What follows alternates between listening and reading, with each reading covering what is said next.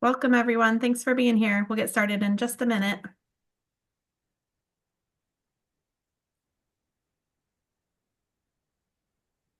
like we have a great attendance so far.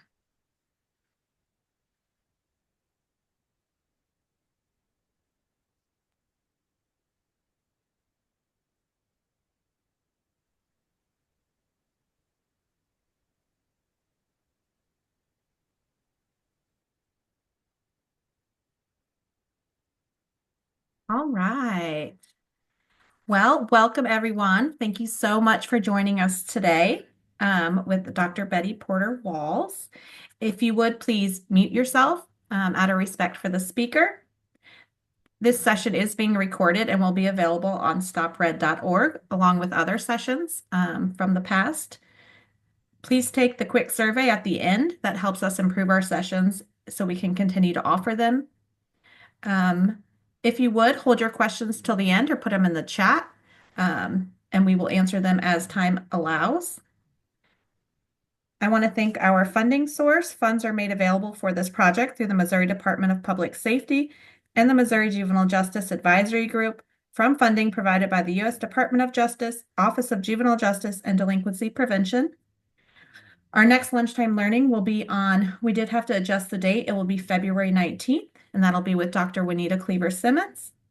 This course is CLE approved, and I will put the course code in the chat. And if you would, I believe I have all your bar numbers, so that's no big deal. So if you need anything additional for that, feel free to reach out to me, and I will go ahead and turn it over to Dr. Simmons. Good afternoon to everyone and Happy New Year. We're so excited that you have returned and that you are joining us. Some of you may be new, but we welcome you to our lunchtime learning. Today, I'm very proud to present a very dear friend of mine, Dr. Betty Porter Walls. She is a noted career educator, leadership consultant, literacy advocate, a former school district administrator, as well as a professor at Harry Stowe State University and the University of Missouri Columbia, where I first met her, and also Webster University. She's the past president of the Missouri Association of Colleges of Teacher Education, and she currently serves as an executive board member of state and local affiliates of the International Literacy Association. She serves as executive board member of the state of and local affiliates of the International Literacy Association, social justice advocate. She is a member of the First Class Educators Consulting Firm and conducts professional development for educators and the community throughout Missouri and Illinois academic areas. Today, she's going to talk about using genres as print media to explore cultural identity. Her review of this, as many of you may have seen, is her explanation that our society and communities have become more diverse as far as population, race, economics, language, ethnicity, age, culture, and all. So too have social service offerings. So today she's going to look at probing questions as who am I? Those things that can assist our youth with personal individuality and identity. Where do my people come from? Telling the stories and the power of storytelling. Dr. Betty Porter Walls, dear friend and brilliant lady, Missourian, we turn it over to you. Good afternoon, everyone. And thank you, Juanita.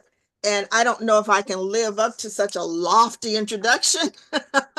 There's no way possible.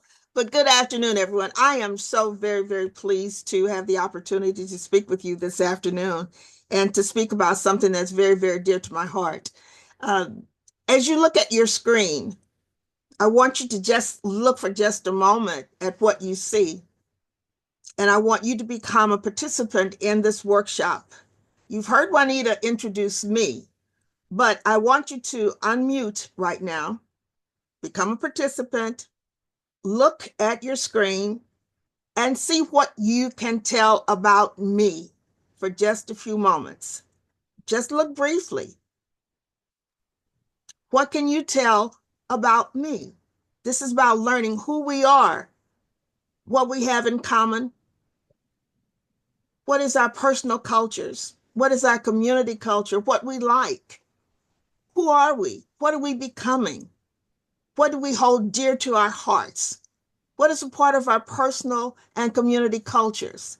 So just by looking at what you see on your screen, what do you know about me?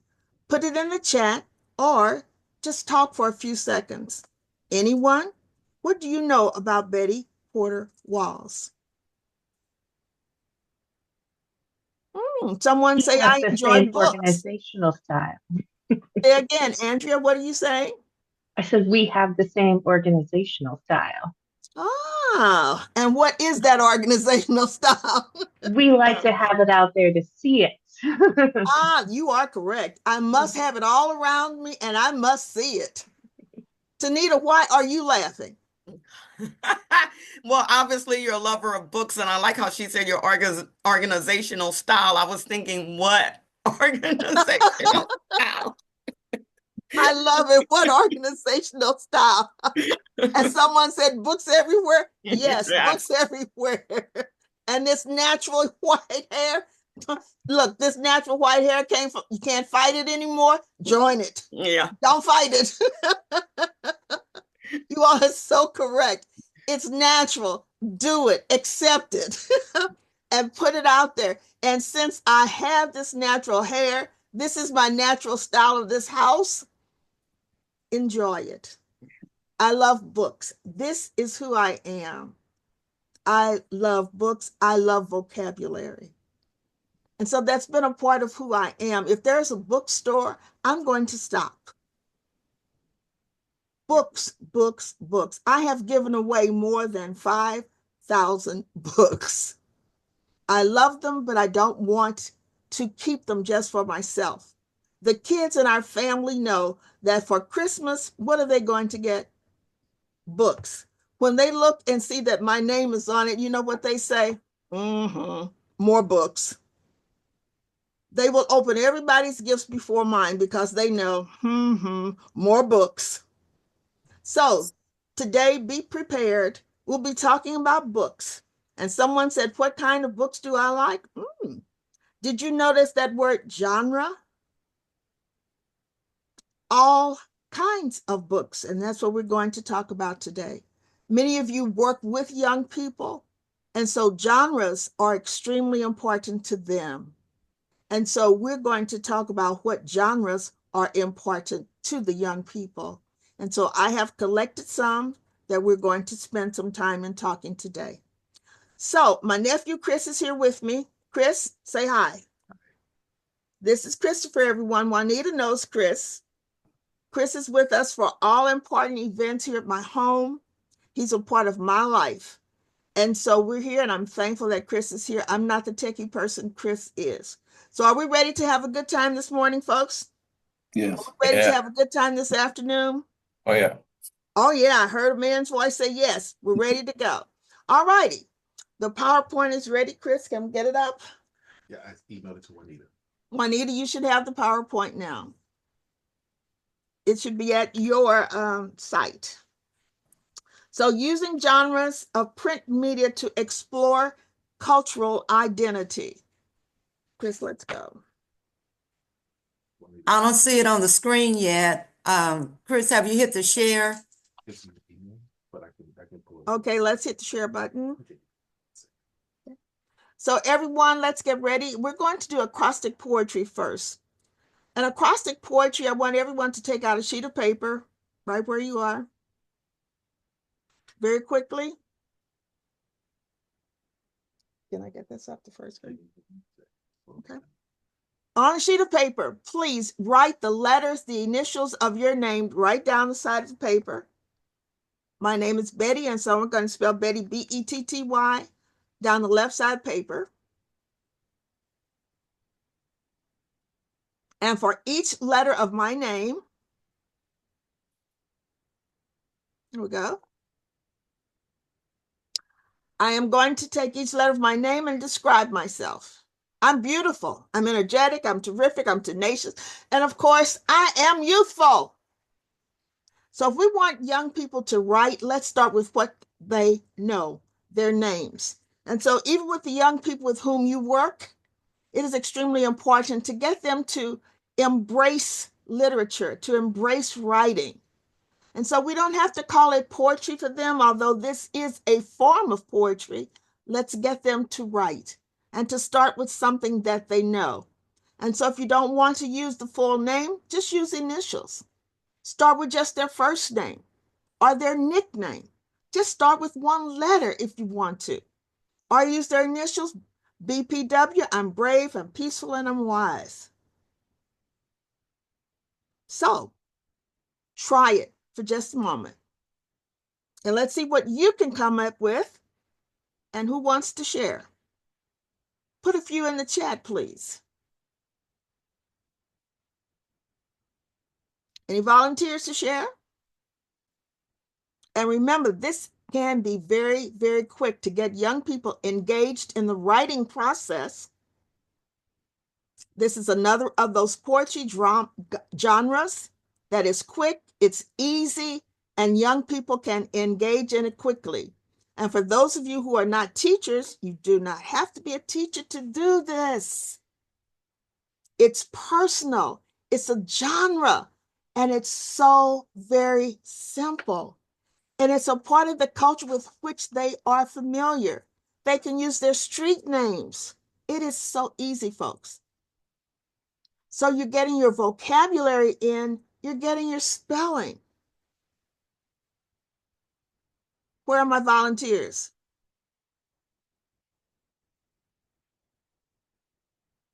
Ah,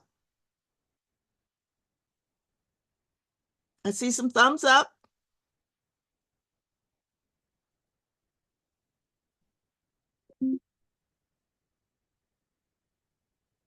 Smart, likable, and caring. Okay. That's Sharice, I see. Very good. Thank you. Alex, awesome and lucky. Beautiful and energetic. You're good. You don't have anything for X? Just say excellent. That'll work for your X, Alex. That will do. Good. Oh, mom is respectful, mom, and persistent. Love it. Okay. So it's easy to do, folks. Something that everyone can get involved with, and it is so quick. And now let's move on to another idea. Our time is moving so quickly. Do you realize we've been together 15 minutes already? So this is an idea that you can work with. It won't take much of your time. So moving to the next side, let's think. I love S.I. Hayakawa. He said, it is not true that we have only one life to live. If we can read, we can live as many more lives and as many kinds of lives as we wish. And we can do that through books. I love to travel, and I had traveled the world before I took my first international trip. I had traveled the world through books. I had met millions of people because I read books. I have been to every continent on this planet through books. Internationally, I have truly been to every continent except Australia. That's the one continent I have left to visit. But I have been there through books. The lives that I have lived have come through books. Folks, young people can travel through books. You can travel through books. Literature gives us the opportunity to move about, to do everything that we want to do. And if we can get young people to think about the fact that literature can help us to move, can help us to dream, can help us to believe that all things are possible.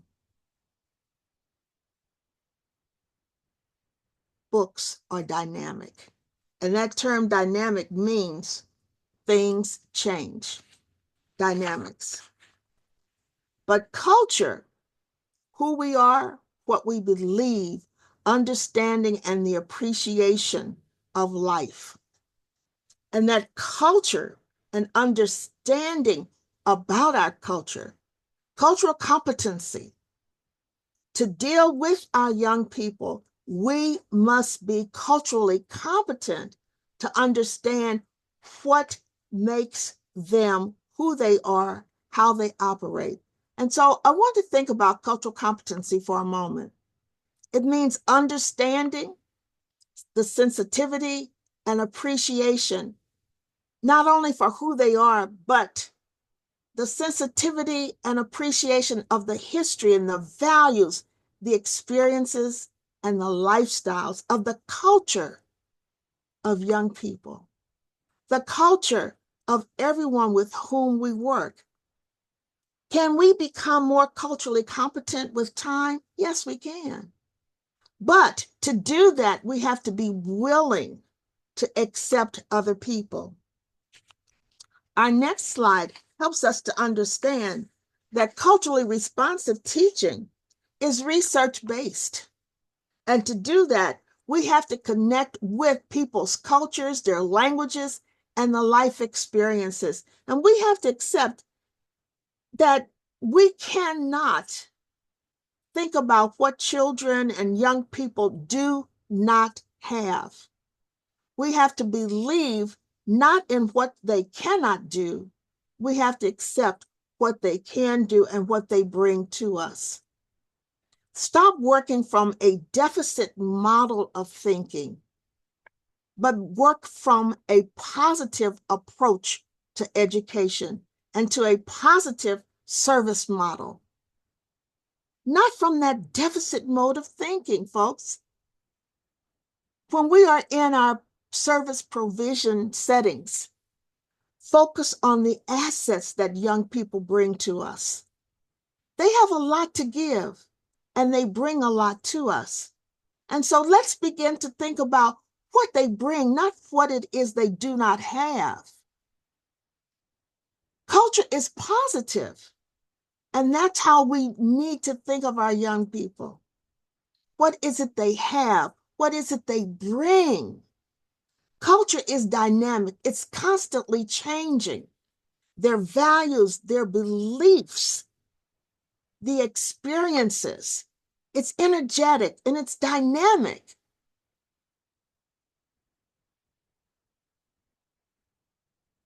I am passionate about service provisions for young people. And I believe that if we're going to be successful, we have to be much more positive in our dealings with young people.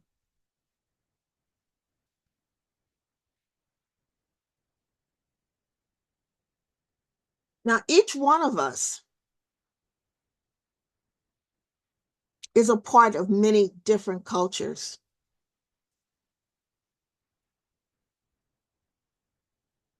Race and ethnicity, our ableness, religion, age, gender, origin from the regions, location, our sexual orientation, the language that we speak, our socioeconomic status, all of us.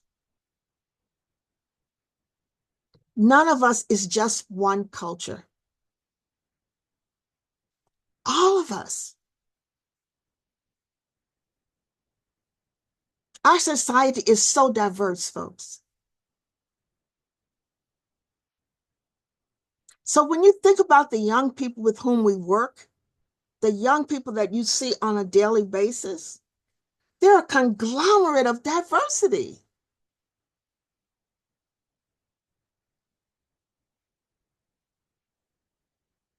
So when you look at them, when you see them, what do you see? Look at those words. We cannot see those words and not see this diversity of people. Now, I want you to think about who you are in terms of these various cultures. Identify yourself now from all of these cultures. And culture definition, the collective of knowledge, experience, beliefs, values, attitudes, meanings, hierarchies, religion, notions of time, roles, spatial relations, goals, concepts of the universe, customs, traditions, material objects, and possessions that have been acquired by a group of people in the course of generations through individual and group striving. When your family comes together, when Juanita and Al join us, when Chris joins us, when our family comes together, and when I say family, those are people who are related to us by blood, our adopted family, our friends from near and far. There are people who we share with experiences, who believe like we do. They're Black, they're white, they're Jewish. Our family is so diverse. When we say family, people look at us to say, oh, that's the family? Yes. Our family is so diverse. When you come to a family gathering at our house, it is a conglomerate of diversity. When we say come to the family Mardi Gras party, we have fun. And we believe in customs and traditions. The family gets together how many times a year, Juanita? 4 or 5 times a year, and we have a ball. There is music. There is food. Sometimes there are costumes. Sometimes there's a lot of music. But people stay overnight. We're outside, we're inside, we're cooking, we're dancing. But the concepts are that this is who we are, the traditions of being together and sharing the love of people and togetherness, the culture of this group. We do that in our schools, in our organizations. I belong to a sorority that does very much the same. I'm a member of Alpha Kappa Alpha sorority. We have traditions. I'm a member of the International Reading Association. We have traditions. We have customs. Organizations, the culture. Now, I want you to think about organizations, family, those things of which you might be a part. And you have some work to do now. Let's look at the slide. What are 4 dominant cultural groups that make up your personal cultural identity? Write them down. And the next one, what are the 4 most positive things about being a member of those groups? And then, what are the 4 most challenging things about being a member of those groups? Because remember, in our society, there are a lot of negatives and challenges also about our society. So take a few moments.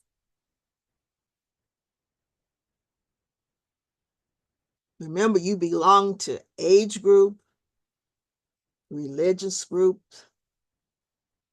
all of those diverse groups, all of those cultural groups. Some is positive, some is challenging. Remember, we didn't say negative necessarily. We said challenging. Then I want us to come back in about 2 minutes.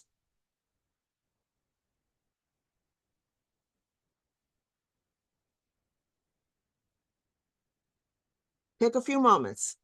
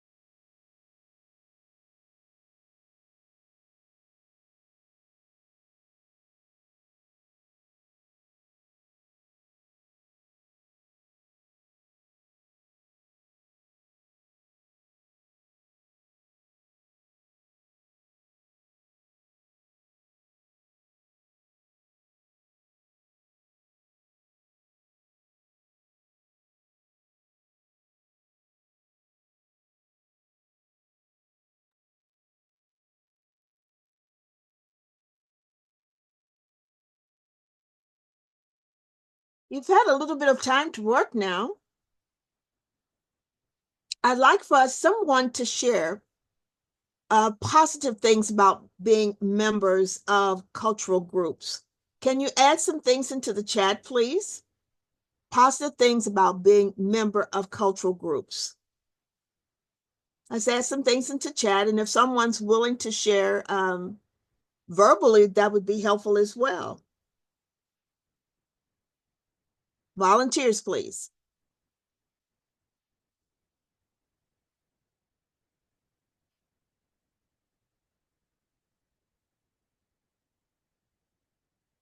Okay, Teresa, I'm looking here.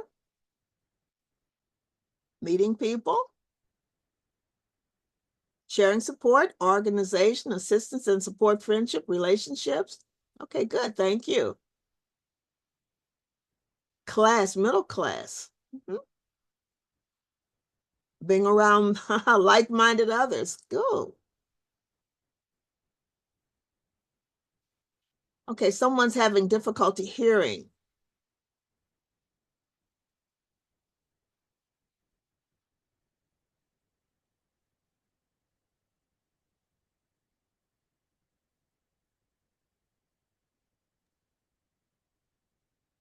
I think they're asking if you wanted them to do the first section, the second section, or the third section. No, we're on the second one, positive things about being a member of the groups. Yeah, Thank you. thank you. Thanks, Liz.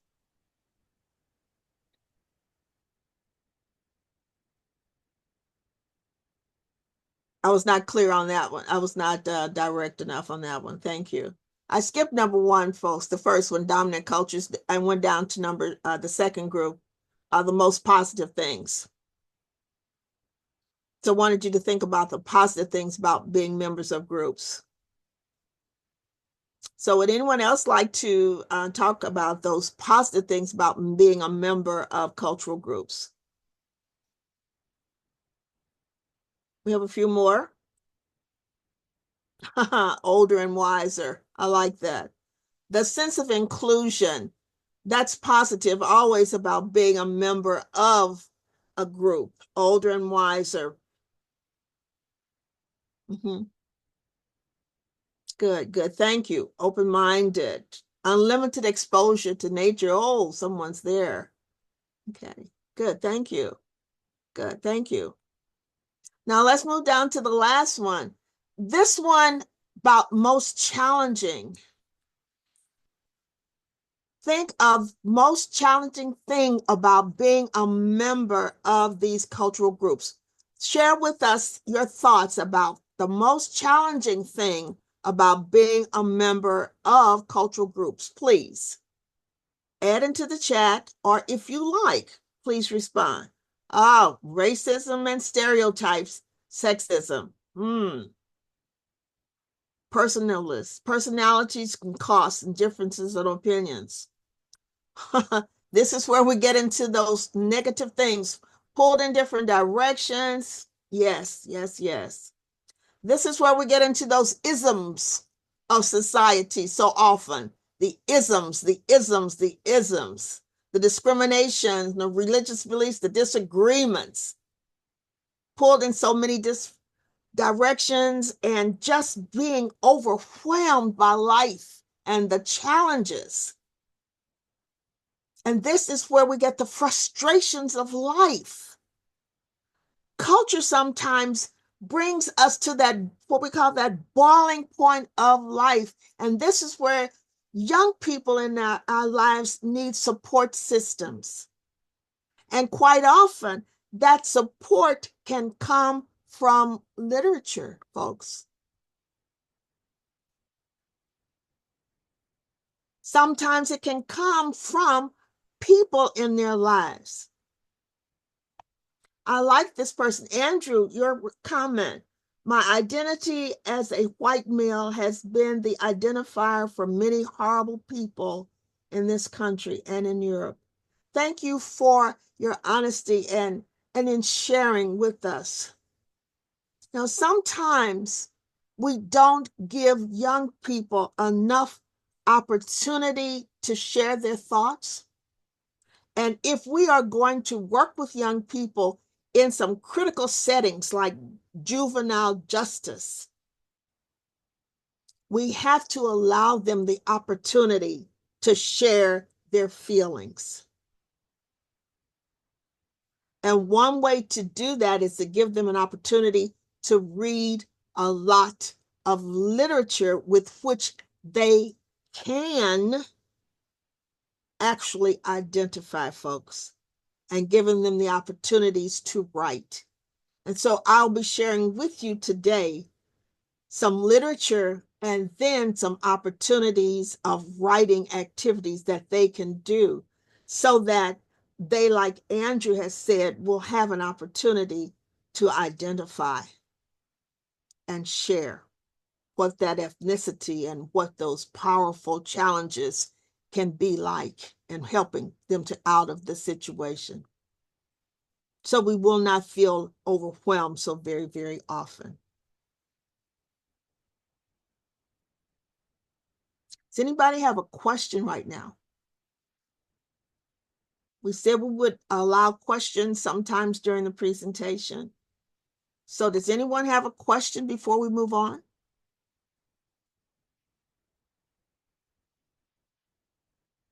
Questions or comments before we move on? Ah, there's a good one. Unfortunately, many of today's youth can't read. That is significant. And that's where so much of my life has been spent, in teaching young people to read. And then the won't read, yes, those are not the illiterates, they are the illiterate. You know, sometimes we talk about kids who can read but won't. Those are the illiterate. That's a big issue for your stepson. And part of that is finding something that meets their interest. And thankfully today, in today's society and today's realm of literature, there are so many different genres. There are so many different kind of genres available now that there is something that we quite possibly might find that most children can find something that will interest them now in reading. In preparation for this particular activity, I went to several different bookstores. I needed to refresh, and I found so many different things that are new in terms of young people's literature that's out there now. It's overwhelming. So if you've not gone into a bookstore lately and gone into the young adult section, please do so. Please go into the young adult section of a bookstore. We can no longer say that there's not something for everyone anymore. I'm going to show you a few things. Why don't I do that now before we go on into some more of the written information and some of the slides? Are you ready to see a few things? Hold on a second. Let me pull up some books. I'm going to turn around a bit.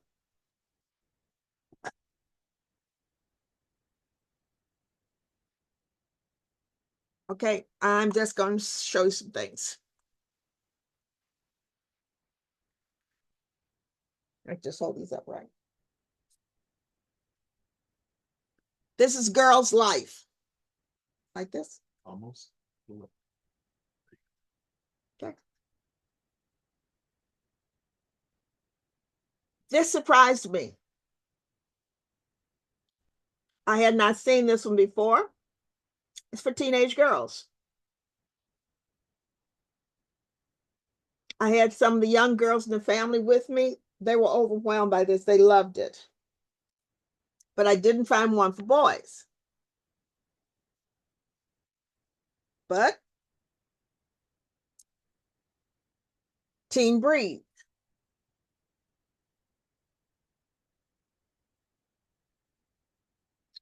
Another title, Teen Breed, about health. Very, very interesting articles that were meant just for teens.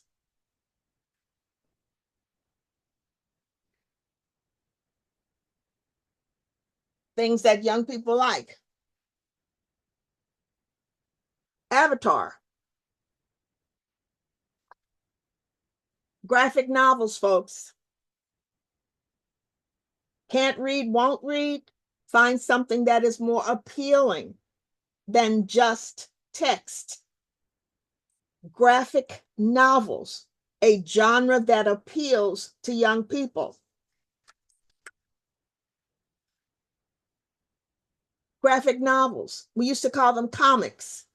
Don't call them comics anymore. Graphic novels. Same information, different format. What's wrong with graphic novels? Nothing. Vocabulary is there. Comprehension is needed. Same skills will be taught. Same skills will be taught. Why resist it? Graphic novels. What do you want them to do? It's reading, folks. I was working with a group of teachers who were resistant to graphic novels. And so my question to them was, why? They said, well, it looks like comics. I said, what do you want them to do? You want them to read, right? So take away the pictures, and what do you have? You still have text, T-E-X-T. Is that not reading? It's just in a different format. So what do you want? Reading or format?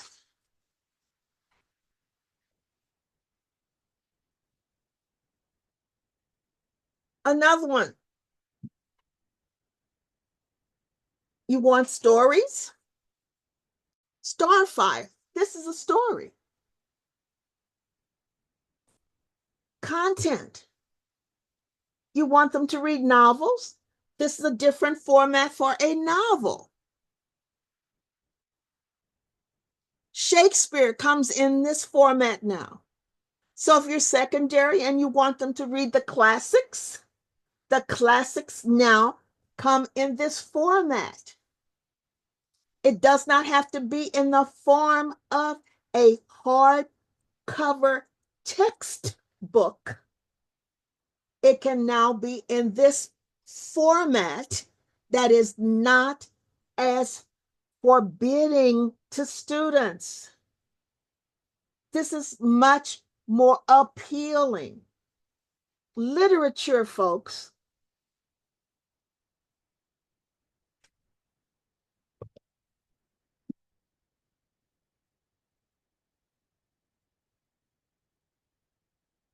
Banned books. This is one of the most banned books in our society. All Boys Aren't Blue. We're having difficulty with banned books, and our state is one of the states in this country that has more banned books than most states in the country. And this is one of the most banned books around. The state of Missouri has some issues. I'm seeing people saying, you're right. Yes, our state is one of those states. So if you want children to see what books, and if you need to know what books are banned, website banned books, there is a website so that you will know what books are banned. If you're working in some settings where you're working with young people and you want to stay out of trouble, if that's part of the issue, always go on the banned book website to find out which books are banned so that you will know which ones they are. You know, kids are confronted with these social issues, and I see that you're bringing this up in the chat, and I think that's really good so that you'll know which books are on the banned book site.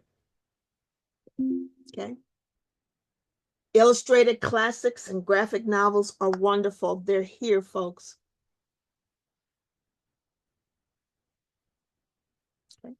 Someone was asking, how do we get young people to tell and use their own stories to help them? I'll give you some ideas in just a minute on how to do that. Audiobooks. We'll talk about audiobooks in a moment too, because that's one thing that we're going to do. We're also going to talk about using your cell phones, some other things to get them to talk about their own stories. Okay. But these are some resources that are available to us, folks, that we need to use.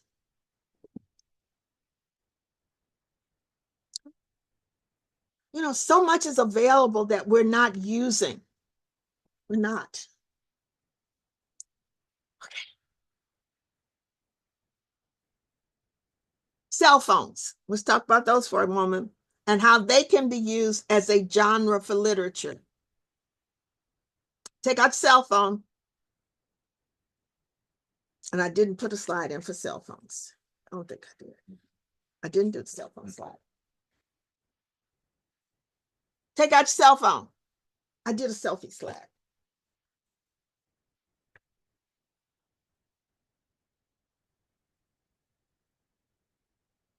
My techie person is looking at me and saying, you did? Yes, I did.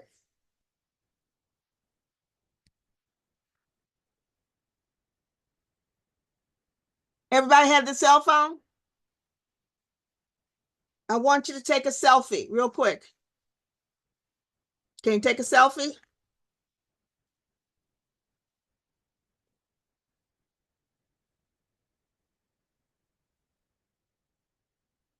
Did you take your selfie?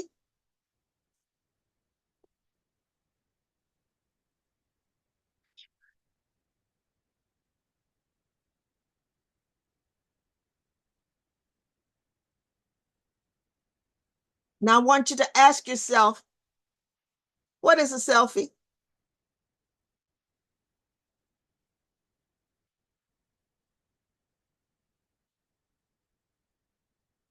What is a selfie?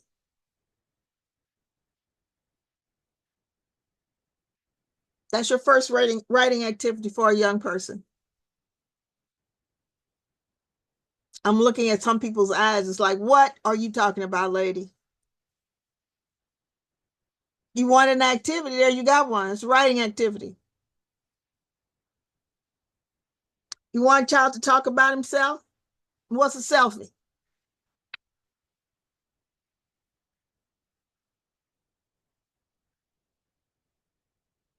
You want a child to describe something? What's a selfie? There it is. We'll get back to that one later. And later on in the presentation, we'll talk about key reasons for taking some selfies. So hold on to that selfie. We'll get to it. It's too far back. Okay. So hold on to that selfie. We're coming to it.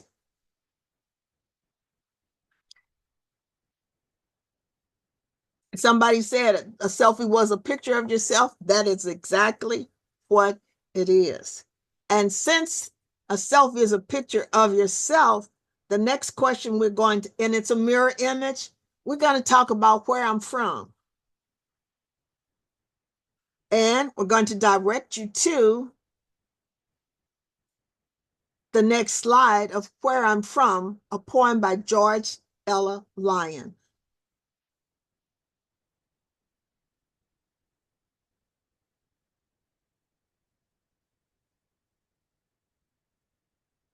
Juanita, I have a job for you. All right. Unmute, and would you read, please, the poem by George Ella Lyon? Okay. I am from clothespins, from Clorox and carbon tetrachloride.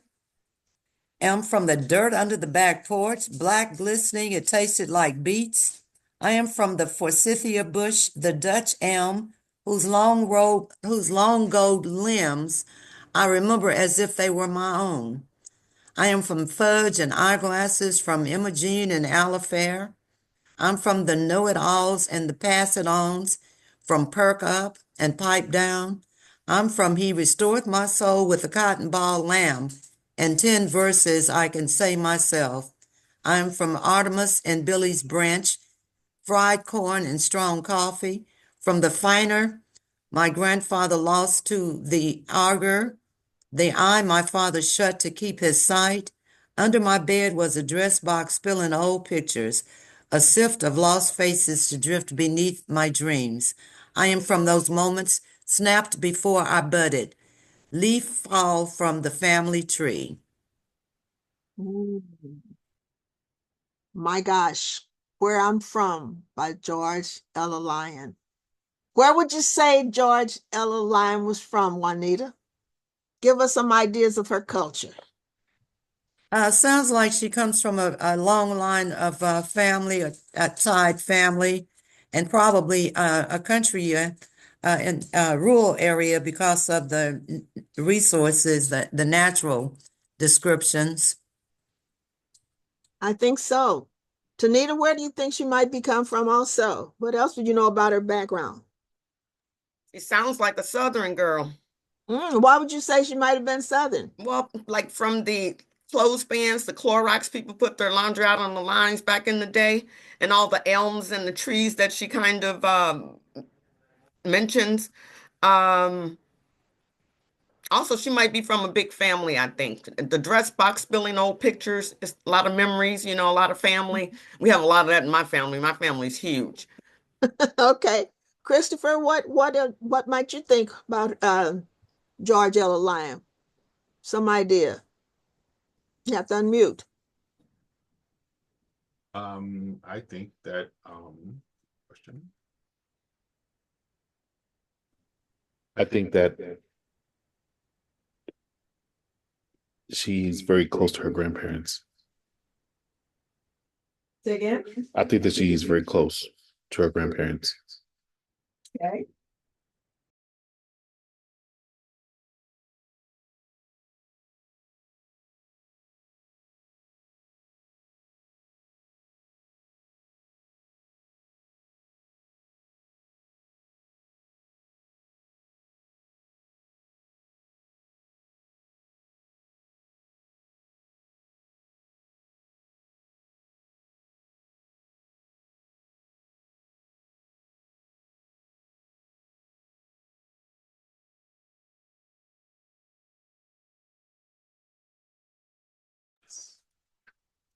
Okay. So George Ella Lyon was an interesting lady, was she not? Big family, possibly Southern. Hmm. A lot of pictures in her family, big family, big family. And so each of us has those cultures that we talk about. And she wrote descriptively about her family. And the young people with whom we work, with whom you work, the young people that we see in our lives have these various cultures. And so we talked about how to get them to do things.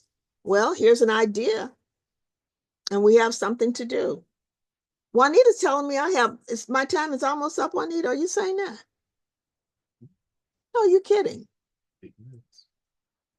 No, we just got started. Are you serious?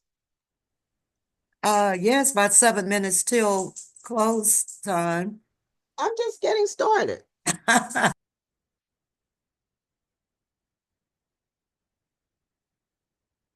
Oh, Darren says we can keep going. Yeah, Darren, I would like to because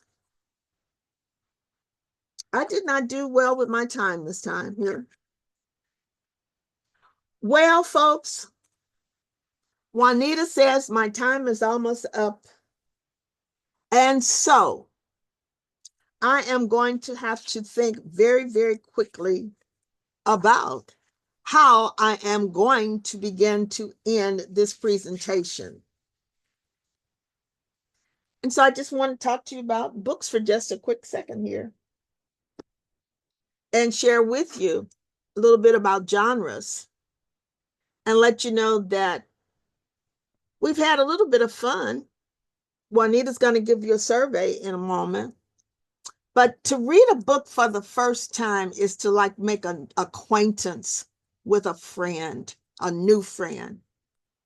And when you read a book for the second time, it's like you're meeting an old friend.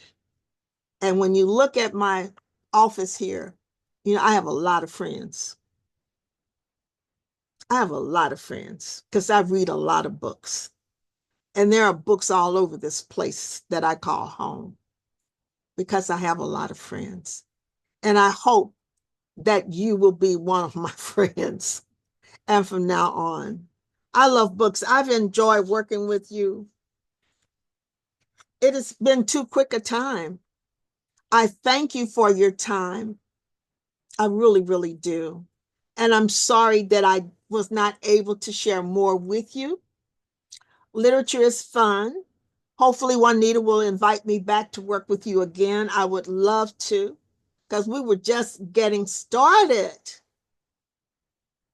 Juanita, thank you for the opportunity. Hopefully, excuse me, you have gained a little bit from our time together this afternoon. Do we have time for any questions, Juanita? Yeah, we have about 4 minutes left. And if in this, can you take a minute and the last activity that you skipped, introduce that it might be something that they can use as we share postings. About 4 or 5 slides back, there was an activity. And this might be something that they can take and use with their youth. It's it had some blanks to it. Mm-hmm. Yes, we were going to do the Where I'm From activity. Yeah, Yes, this is I it. I think this would be an excellent one for a conversation starter with young people. And I hope that this can be posted and shared so that they can use it as a way to begin the conversations with getting them to start talking and reading and writing more. Um, I think this is an excellent one also. This is the Where I'm From activity. Yes. Yeah, I think that would be a great one. Um, this has been really a wonderful presentation and it gives us a different view. Our goal is to look at a variety of ways that might lead to diversion activities for our juveniles through audio, through the rap music, through poetry, whatever it takes. um, we want to at least have some type of exposure and to at least provide resources so that you can have some options. Reading I'm aloud, sorry we didn't get to have time to do a rap today because I can teach them how to do raps also. yeah, I remember that you have that. Um, Reading aloud briefly, brief sections to young people. Someone mentioned that there are a lot of individuals perhaps who cannot read, Mhm. and sparking and getting them caught up into even your reading to them, as well as the audio can be helpful. So we have 2 minutes left.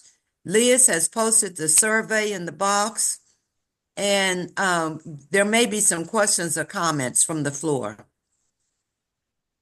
I'm open for questions.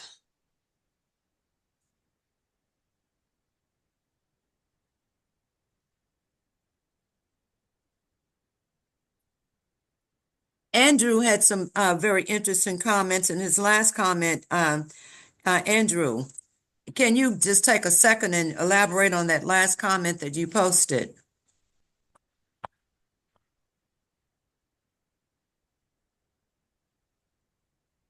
I didn't see Andrew's last comment. He said that he had used classics to illustrate graphic novels as a Oh, bridge yes. to better understanding young people. Mm-hmm. And I thought that was interesting because often we overlook the classics. And I've used a lot of the classics from various civilizations, from African, the Nwangan people, from Things Fall Apart with Achebe to even Sumerian literature, Greek and Roman literature for stories to young people, and the messages are always the same.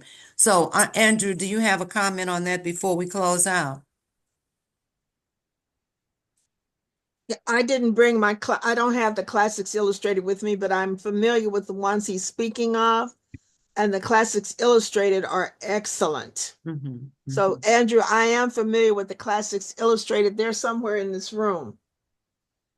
All They, right. Well, our time is up and we thank you so much. Liz, do you have a word there?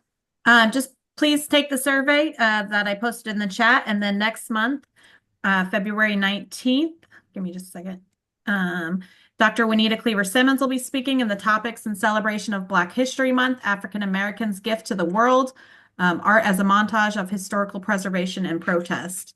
So that will be, I will send that out for you all to get registered, and it will also be on our stopRED.org website. Betty, did you post your contact info in case there are others who would like to be in contact with you? yes, did we post that? And we want to thank Oh, I Betty. will post it. All right, let's give her a hand clap. Thank you so much for your time and for Thank sharing you with all. us. We need a variety of other ways to reach our young people, and this was one. Thank you so much. Good to see you, Wayman. Thank you, and we hope to see you all next month on Black History Celebration. And thanks for the wonderful presentation, Dr. Walls. I loved it. I had a good time. Thanks, everyone. Thank you so much. Thanks.